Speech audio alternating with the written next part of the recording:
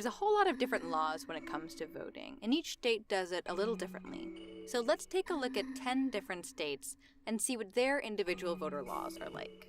Now, in Alabama, you can only vote in person, and that's only on election day. You need to have a really good reason for needing an absentee ballot, and if you're a felon, say goodbye to that vote and participating in the democratic process.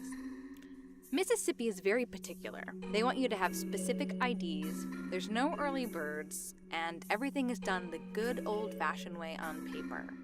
So if you want to register to vote or request an absentee ballot, stick that sucker in the mailbox and hopefully it'll find its way in a couple of business days. If you have a felony, tough luck, no voting for you.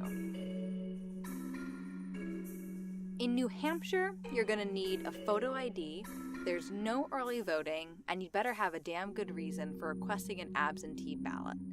There's also no computer registration allowed.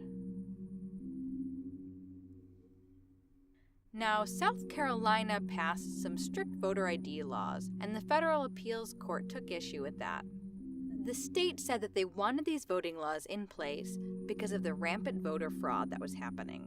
However, the Federal Appeals Courts decided that South Carolina was working really hard to prevent something that wasn't actually a problem in the first place, aka voter fraud. They also found that those laws specifically targeted African Americans with almost surgical precision. So now the voting situation in South Carolina is a little hairy, because certain people are still following the old laws, and they request that you bring a photo ID, and then if you don't have one, you're still able to vote.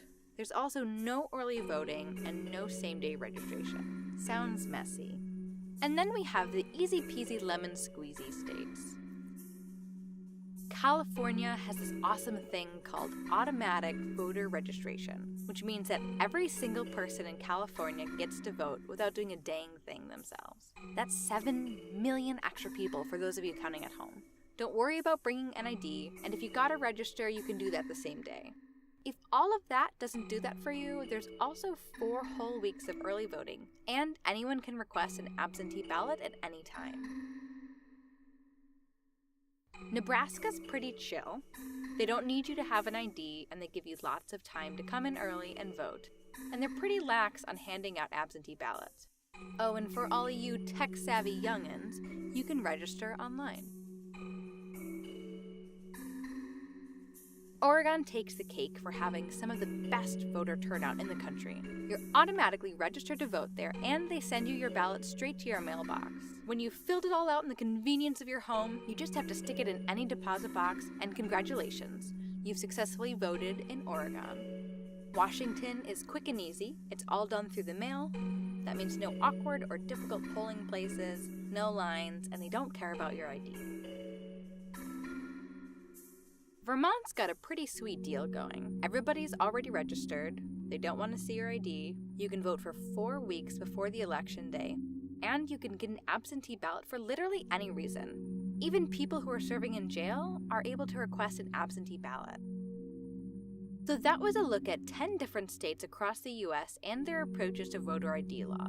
Tune in next time as we talk about how Wisconsin tackles the issue.